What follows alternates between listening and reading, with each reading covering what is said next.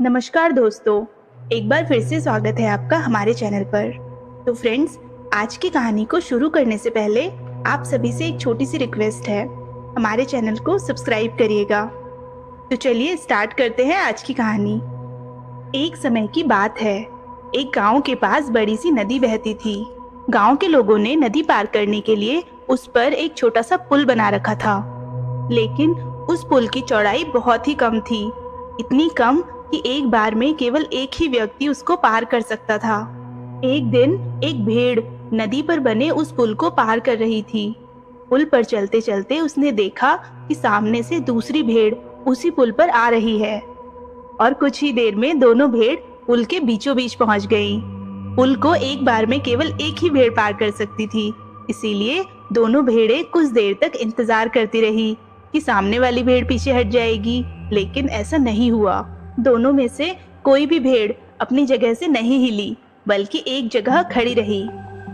तब एक भेड़ दूसरी भेड़ से बोली, तुम मुझे जाने का रास्ता दो, क्योंकि मैं तुमसे बड़ी हूँ। इस बात पर दूसरी भेड़ हंस पड़ी और बोली, भले ही तुम मुझसे बड़ी हो, लेकिन मैं तुमसे कहीं अधिक ताकतवर हूँ, इसीलिए तुम्हारे लिए अच्छा यही होगा कि तुम मुझे रास्ता दे दो।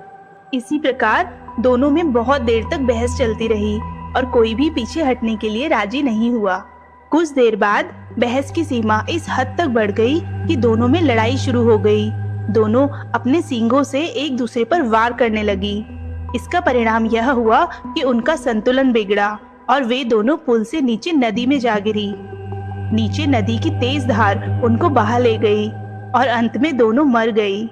कुछ दिनों के बाद दो अन्य भेड़ इसी तरह से एक दूसरे की विपरीत दिशा से पुल पर चलती हुई आई और बहस करने लगी कि कौन पीछे हटेगी और कौन दूसरे को रास्ता देगी।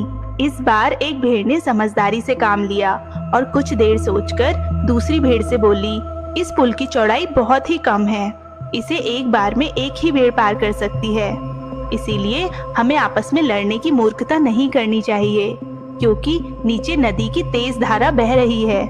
यदि हमारा थोड़ा सा भी संतुलन बिगड़ा तो नदी में गिरकर हमें अपनी जान गंवानी पड़ सकती है।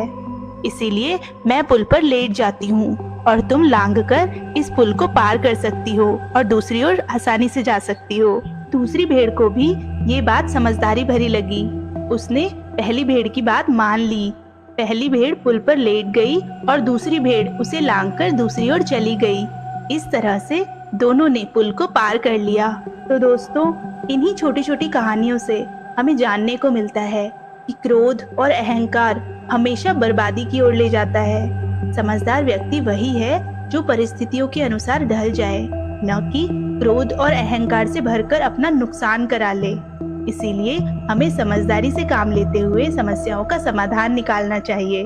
तो दोस्तों, आपको यह कहानी कैसी लगी कमेंट बॉक्स में बताइएगा और चैनल को सब्सक्राइब करिएगा। मिलते हैं अगली कहानी में, तब तक के लिए नमस्कार दोस्तों।